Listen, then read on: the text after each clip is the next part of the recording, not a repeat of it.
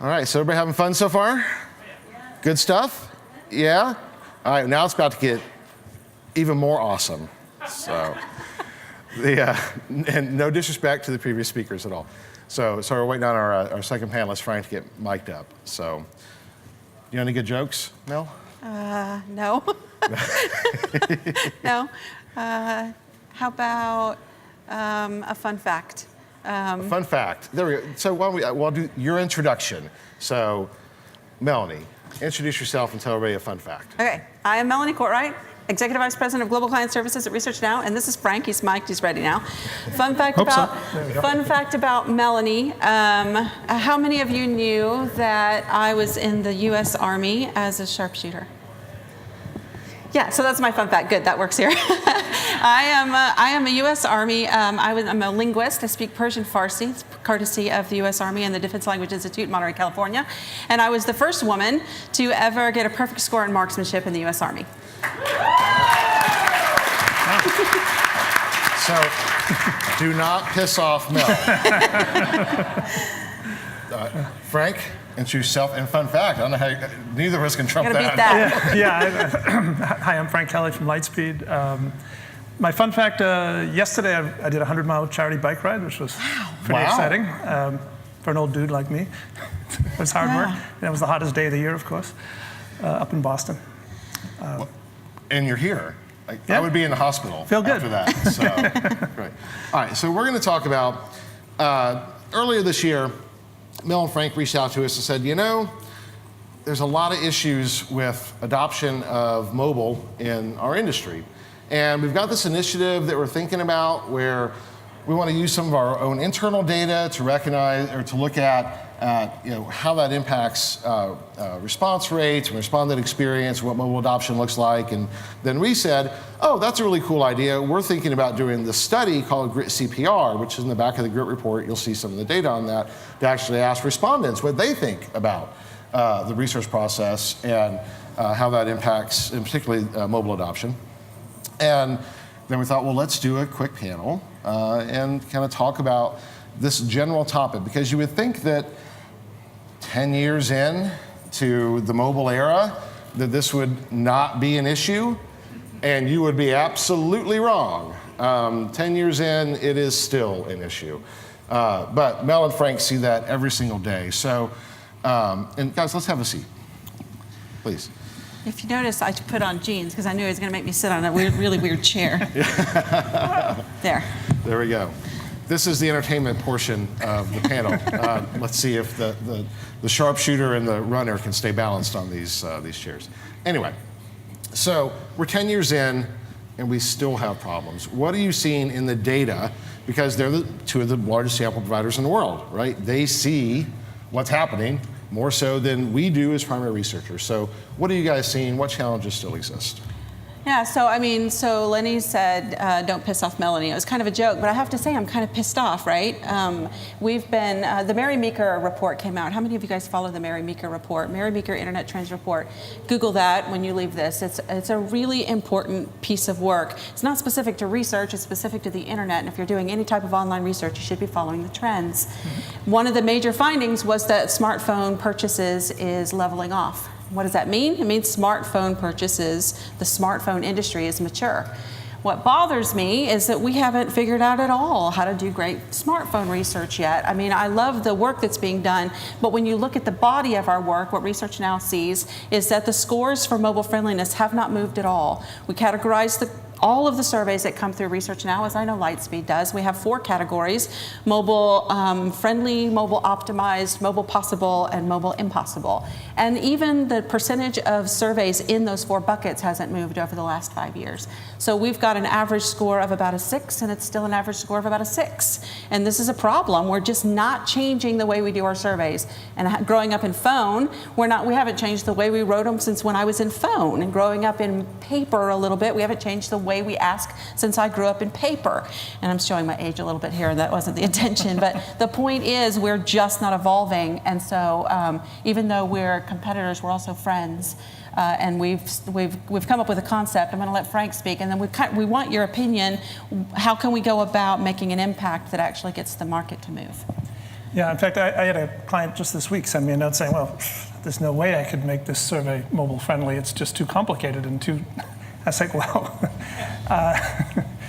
anyway, I'll come to that. Let me give you just a... Put the cart before the horse, don't we? Yeah. Let me give you just a few minutes background on sort of how we got to this place. Probably it was about 5 years ago, we really started to see a surge in joins to our panels from mobile. And at the same time, we started to see, boy, they didn't stay long. They immediately attrit off because they realized that the surveys just weren't appropriate for mobile devices, certainly not 5 years ago. And so then we started, as an industry, started checking out all these different ways that we could try and make it work. I personally did a lot of work in survey modularization, trying to break up surveys. Yeah, me too.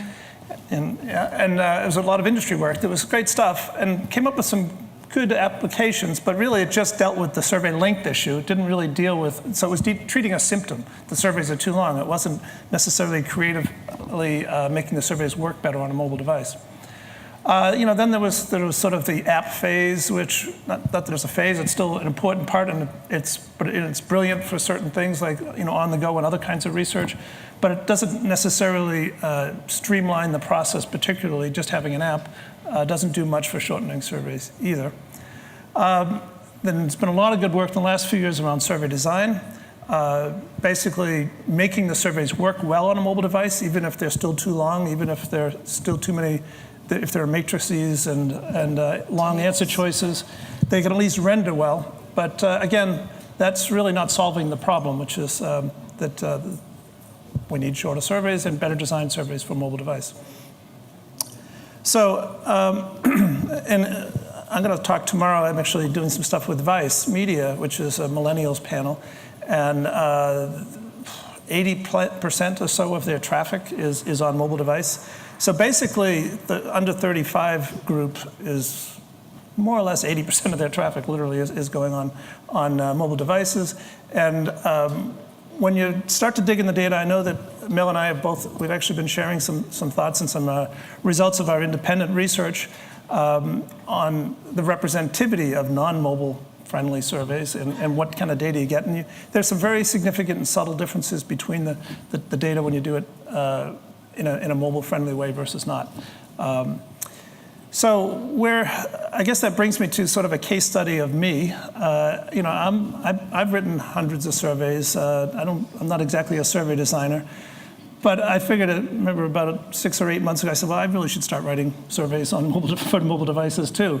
And I found it really is difficult. It takes a change in thinking. You do have to recognize there are certain constraints that you have to live with. And analyzing the data is a little different. So I started going down that path. I've now written, I don't know, probably 10 surveys that are truly mobile friendly. And I found that even an old dog can learn new tricks. I think that they're starting to get better the first few surveys. Now, I'm doing research on research surveys, so I can make mistakes and it's not going to be critical to the client. But I learned some things and I'm getting better at it. And so, there's one solution is we can wait until all the millennials take over research. I don't think we want that. I think the other solution is, can we learn how to write surveys differently? So one thing I want to show you, what really helped me, believe it or not, as I started to write my surveys in these in these templates. It's sort of a simple trick, but it really works. If your survey doesn't look good, when you write out the questions in a phone template, then it probably won't work well on this and probably won't get good results. So this was something that I now do for every survey I work on. So it's interesting. How many here took the GRIT survey? Okay, so about half. How many of you took it on a mobile device, a tablet or a phone? Okay, so just a few. And did you do that because, was that a good experience for you, taking it on well, no, Rick's shaking his head, no, it wasn't. And you're right, so even trying to practice what we preach, it is challenging. It is, and particularly because I think that's one of the barriers, that's a tracker. So to adopt a tracker into a mobile first format is really hard, because I don't want to give up that data. I don't get the consistency of the data, but yet every negative comment we receive on the GRIT survey, and we do receive a lot of negative comments, were about it not being mobile friendly. So, this didn't work on this device, it was too long, what are you doing, giving me 20 matrices? No, this doesn't work. So, preaching to the choir, but yet I am still an example of somebody who's still, no, I won't do it.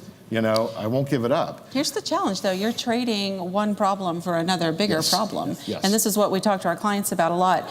If you follow the GRIT report, one thing that did come out was that representativeness is still king. That's the thing that everybody cares about in the sampling universe.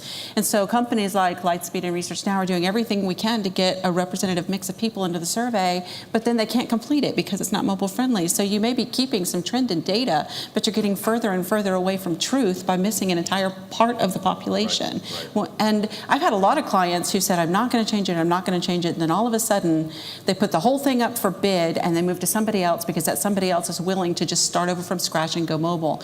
Do that for your clients before they replace you with somebody who will do it for them. So we've got a little less than 5 minutes left, and we don't want to get up here and preach. Yep. So I would love to hear any questions, or also any So stories. let me walk them through really quick what we're going to do. Go ahead. So really quick, and then we want your opinion and we want some help. So Lightspeed and Research Now are going to set all of our competitive concerns aside, and we're welcoming other people to the party. We're going to share all of our data that we have. We have shared all of the data we have on respondent statistics, all of the mobile traffic, all of the mobile satisfaction, all of the data on abandon, all of the data on engagement rates. We're sharing all of that. We're also co-sponsoring a study that will literally look at representativeness in your survey when you exclude the mobile audience. So in the next few months, you'll see a lot of work come out, and we're inviting other people. I was sort of like Grant this morning. We need data. We'd be happy to take even more data, but we want to do an industry-wide. We've tried things on our own, hasn't worked. Lightspeed's tried things on their own, and so we're wondering if we can put a consortium together of people who are willing to jump in and say, how can we affect this as an industry? What's the right next step? Because clearly it's not working as a Research Now advantage or a Lightspeed advantage. We've got to come together. Okay. All right. So there's the call to action, similar to Grant, this open collaboration on data sources. That's particularly for a sample provider.